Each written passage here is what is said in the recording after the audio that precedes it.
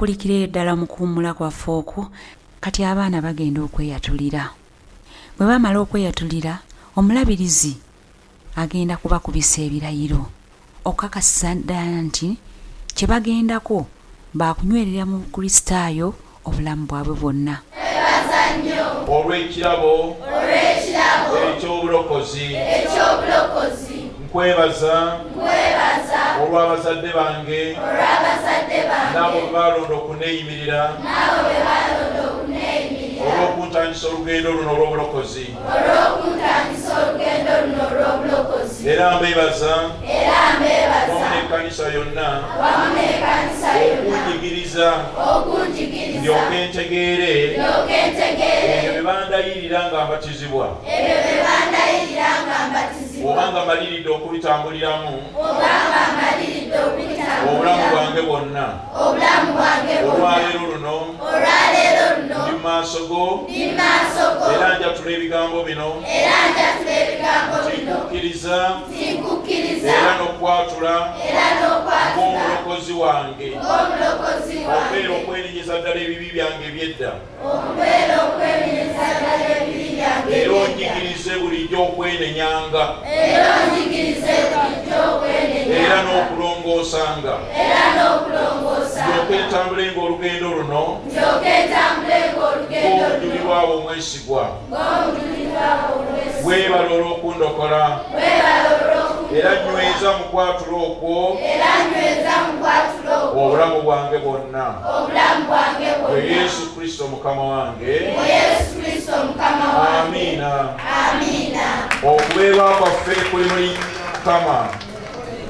Okuumengayo Mukama Mwana wono n'ekisa kiba mukulu. Okuumengayo Mukama Mwana wono n'ekisa kiba mukulu. Anyiikirenga okuwa emirembe gyonna. Omwongerengako omwoyo omutukuvu. Tumusabidde mukuumirenga ddala okutuusa lw'olimutuusa mu bwakabaka obutaligwawo. Amiina. Okuumengayo Mukama Mwana wono n'ekisa kiba mukulu. Okuumengayo Mukama Omwana wono n'ekisa kiba mukulu. Anyiikirenga okuwa emirembe gyonna. Omwongerengako omwoyo omutukuvu. Tumusabidde mukuumirenga ddala okutuusa lw'olimutuusa mu bwakabaka obutaligwawo. Amiina. Okuumengayo Mukama Mwana wono n'ekisa kiba mukulu. Okuumengayo Mukama Mwana wono n'ekisa kiba mukulu. Anyiikirenga okuwa emirembe gyonna. Omwongerengako omwoyo omutukuvu. Tumusabidde mukuumirenga ddala okutuusa lw'olimutuusa mu bwakabaka obutaligwawo. Amiina.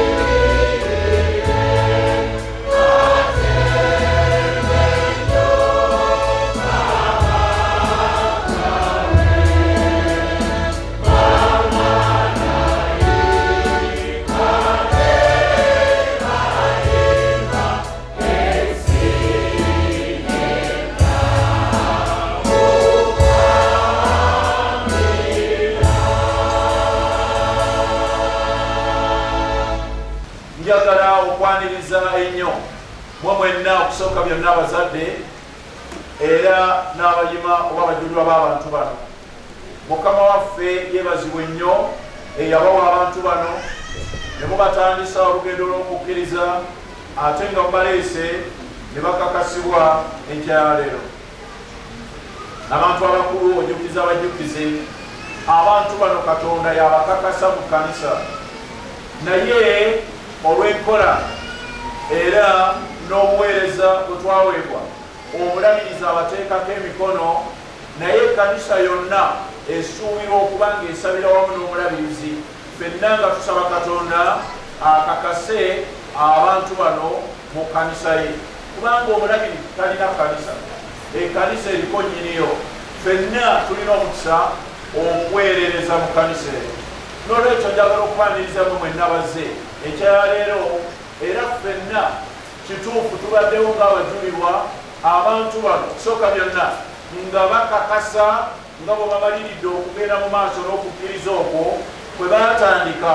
Abamu baali bakulu nga babatizibwa, n'abalala baali bato, naye olwaleero muwulidde nga beerayiridde mu bigambo ebyo ne bagamba nti byotubuuzizza tusuubiza bwe tutyo, ebirala tubigaanye, bino tubikkiriza, era tunaatambulanga bwe tutyo, Katonda nga ye mubeezi waffe. Njagala tubaanirize nga tukuba mu ngalo ez'amaanyi, bamanye nti gye bazze mubaaniriza era mubalirize okutambuliramu nabo. Noleeta abazadde n'abajulirwa b'abantu bano, temugamba nti omulimu gwammwe gukomye, era abantu bangi babasibako emikono ebambaga y'amaanyi, era abalala bagiyita nankuuka, era babagwa mu bifuba ne babagamba nti muyogeyoge, omusomo guwedde. Mugendereranga bwe mukozesa ekigambo ekyo. Gw'ogamba nti omusomo guwedde, bw'atadda sande ejja tomunenya, kubanga omugambi nti omusomo gugize. Naye mubayamba okutegeera tibatandika olugendo, banywezezza olugendo olwo, era olugendo lukyali lw'amaanyi. Era mubajjukizanga nti atambula olugendo luno asaba eri Yesu buli lunaku obutagira nti obutalemwa, kubanga ekyamazima omuntu ayinza okulemwa. Tutambula n'abantu era oluusi n'obulyanga bagati awo ogundi yalemwa naddala bwe tubanga tutegedde ekigambo ekyokulokoka. N'olwekyo mubanyweze, ebimu biyinza okuba tebinnategeerekeka bulungi gye bali, naye omukisa gwe balina nti mmwe abaliwo abatambuledde olugendo luno musobola bulungi okubayamba bamanye bwe banaatambula. Tusaba nga bagenda okubatizibwa ne tugamba nti omuntu ono ayingizibwe mu kyombo eky'ekkanisa ya Kristo, oba ng'otutte ekifaananyi eky'ekyombo oba eryato oba emmeeri, tayingizibwa mu mmeeri oba mu lyato egenda kuyimirira nga tutambula, ayingizibwa mu kyombo ekigenda okutambula. Era ebigambo ebidira mu ssaala singa mubigenderera mulatera ey'okubatiza bigamba nti alyoke ayite mu mayengo ag'ensi eno erimu ennaku, ku nkomerero atuuke ku lukalu olw'obulamu obutaggwaawo, alyoke afugire eyo awamu naawe. Ebigambo ebyo mubigenderera. N'olwekyo bayingiza mu kyombo ekitambula. Omukisa gwe balina bayinza okubabuuza, mwe ekyombo nga kibayuuza nga kibuyaga akikuba, amayengo nga gakikuba, babalabye nga munywedde oba babalabye nga nammwe mutudde kameeme. Katonda ababeere. Abantu bano bakakasibbwa nga weemuli ng'abajulirwa, nga weetuli ng'abajulirwa, mubayamba okutambula olugendo luno mu bwesigwa. Nkyukidde abazadde namwe mwenna abaliwo, ngenda okwogera mu ngeri 2 oba 3. Esooka mbabuuze, mutegedde kye tukoze? Olunaku lumu Yesu awandiikwako bw'atyo mu Njiri nga bwe yawandiikibwa Yokaana ssula 13 nti yatuula n'abayigirizwa be ku mbaga ennyingi ze baali balina okuyitamu ng'Abayudaaya. Yali mbaga ey'okuyitako, ne batuula naye ne beewuunya kubanga yakola ekitali kya bulijjo. Kimanyiddwa nti mu buwangwa bwaffe ndowooza n'omwabwe omuntu omukulu aweerezebwa muto, naye omukulu bw'aweereza omuto ndowooza kireetera omuntu yenna okwebuuza lwaki akoze bw'atyo. Yesu kyeyava akwata ekintu ekyali kiteekebwamu amazzi, n'akwata n'ekiremba, n'agenda mu maaso anaaze abayigirizwa be bigere. Yali Peetero yamugamba nti mukama wange kikyokola kino, nga kino tekikola bwe kityo. Naye yamugamba nti osanga tonnakitegeera kyenkola, naye oba oli awo n'okitegeera. ndoza bwe yagezaako okubeera ng'amenyeka n'agamba kale naaliza ddala nzenna naye yesu yali amanyi kyakola ng'omusomesa nekyeyayagala ng'akozesa illustration ye kiki kyeyayagala okumuyigiriza oba okuyigiriza abayigirizwabo naye yokaana amuwandiikako bwati mu ssuula 13 singa onoosomayo ngoze bwe yamala okutuula n'ababuuza mutegedde kyembakoze n'atandikirawo ng'omusomesa omulungi abawadde ekyokulabirako akikoze kakana ayagala anfune ebyokuddamu oba ddala nga bagenze nga bategeera kyakoze yesu enjigiriza ye yali yeewunyisa nga nnungi nga yakitalo era nga yamakulu agagenda ewala n'atandika okubayigiriza enkya ya leero oba mu ttuntu lya leero tukoze eki mutusabiranga ababuulizi b'enjiri nolwekyo omwoyo omutukuvu tayinza kutuula mu nze oba mu ggwe nga tewali ki nga tewali kwenenya kubanga ya mwoyo omutukuvu anaatuula atya awazigamye mukigenderera abooluganda oli mujulirwa omwesigwa era oli mujulirwa ow'amazima mu makaago ku mulimu gy'okolera abantu bakumanyi nti oli mujulirwa mwesigwa mu mulembe ogulimu abasuubuzi abamu nga batunda n'ebitatuuka n'ebyabitakedda bwe bakumanyi nti oba kuleewuwo baga genda oguleewo omulokole bwe wali ebikyagira ki ebikyatuuka oba neewo baganda genda ogule buguzi baa neewo omulokole nawo tebikyagira ki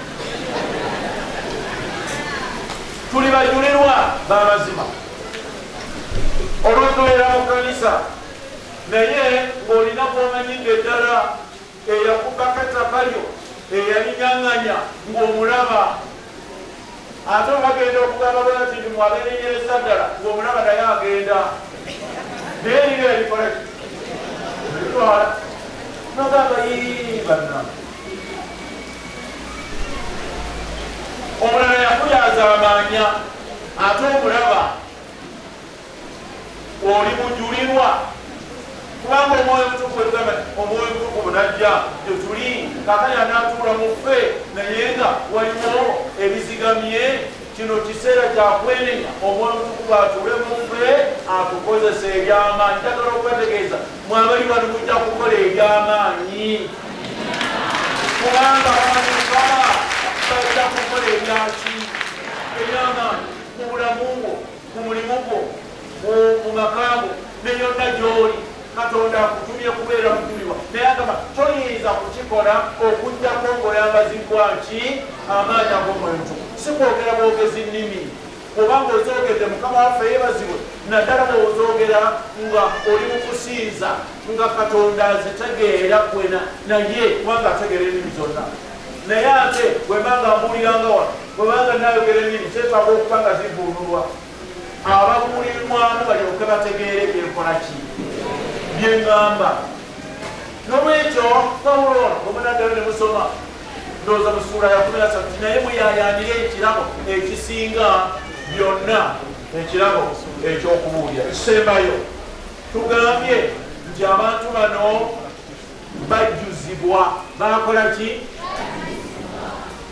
nolwekyo tebaweebwa kwota tebaweebwa hafu tebalina tengetenge naye bakola ki akabi akaliwo singa tubeera bakitundu omulaba asobola okujjuzaawo ekintu ekirala nolwekyo tulina okunoonya katonda okutujjuza omwoyo omuki omutukuvu kamalirize n'ebigambo bya Siteefano ekkanisa eno si ya Siteefano kamalirize n'ebigambo ebiri mu bikola by'abatume essuula ey'omukaaga eddoozi eniiba emala leeka essuula ey'omukaaga mu kitabo ky'ebikola by'abatume baali nga banoonya ng'ekkanisa ekula naye awamu n'okukula ate n'okusoomozebwa waliwo okulabirira bannamwandu waliwo okulabirira abeetaaga waliwo okulabirira abafaanana bwe bati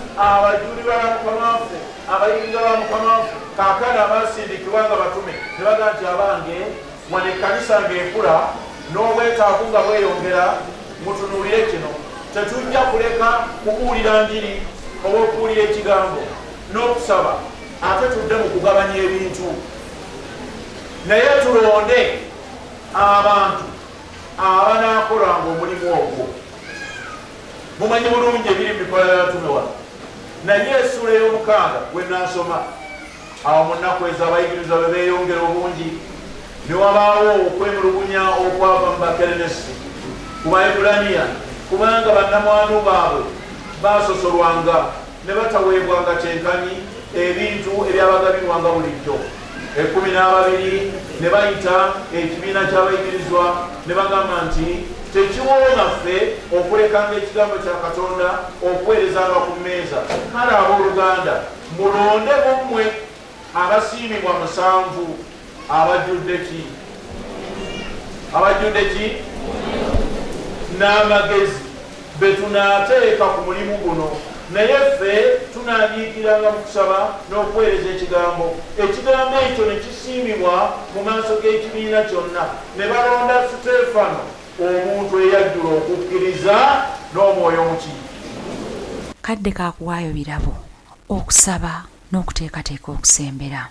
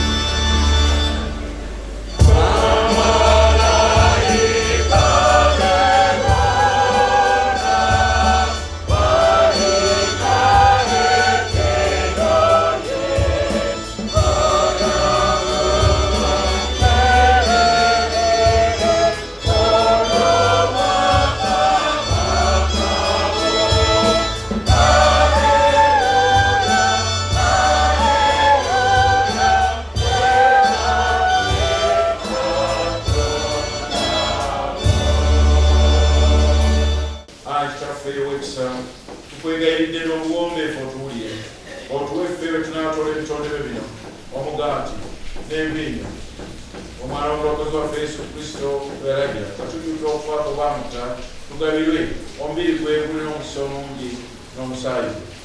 Ekiro kiri kyagirwamu olukuli, yaddira bw'ati omugaati, era bwe yasooka kukwebaza omugaati ogwo n'agumenyaamenya.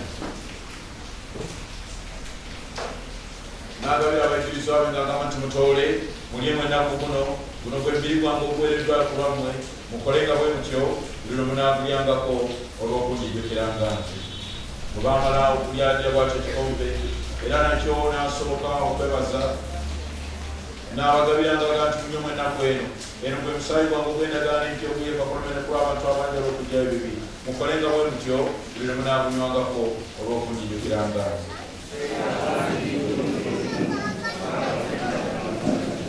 Emirembe gya Mukama waffe gibeerenga nammwe bulijjo. Kale olw'okubanga ffenna tujjukizibwa nti wandibuzeewo n'oku ffenna ayinza okwaganga okusembera awali emmeeza ye, katwatule ffe tutasaanira byasaanira Katonda waffe atusembeze. Ayi Mukama w'ekisa, twaganga tusembera awali emmeeza y'eno nga twesiga butuukirivu bwaffe wabula okusaasaako okunene okungi, tusaanira nakuŋŋanya obubi wansi mmeeza yo, naye gwe Mukama tajjulwajjulwa, owulira ekisa bulijjo n'ebiro byonna. Ayi Mukama omuli ekisa, muwa omukisa tuleme tulumiriza omwana omwagala Yesu Kristo, nyowe ntyo omusaayi gwe n'obwesigibwe n'obulamu bwaffe n'asomera okusale okw'omwendo omungi ennyo emiremu ye naye abere muffe emirembe n'emirembe amina.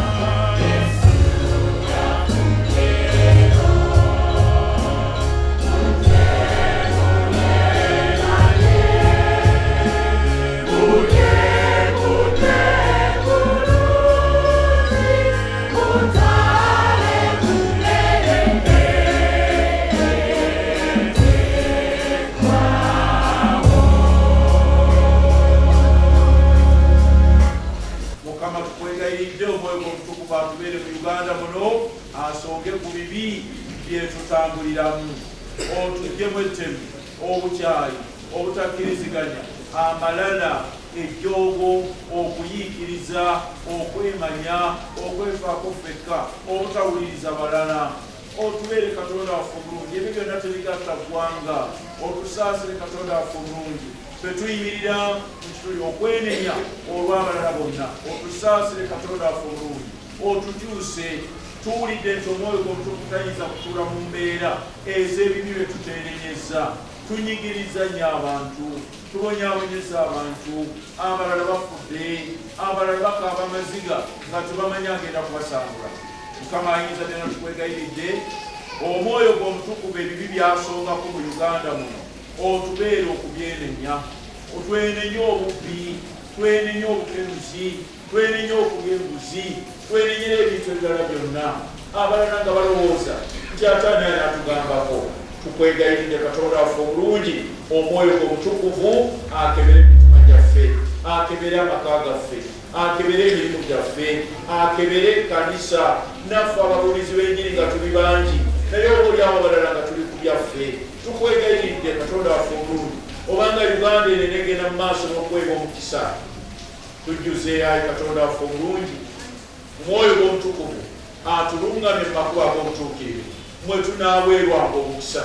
Era omukisa Katonda ayinza byonna, Kitaffe n'Omwana n'Omwoyo Omutukuvu, tugusabye gwongere okunywezebwa eri ffe ffenna abali mu kkanisa muno, abali mu maka gaffe, abali ku mirimu gye tukolera. Mukama otubeere emirimu gyaffe oliwo omukisa, naddala egyo gye tukakasa nti bwe tugikola gikuweesa ekitiibwa n'okugulumizibwa. Omukisa gw'ogwo enyongera okunywezebwa ku kkanisa eno, obusumba buno, obusabadikoni bw'Egayana, obulabirizi bw'Enamirembe ku kkanisa ya Uganda, bunywezebwe ku Buganda, bunywezebwe ku Uganda.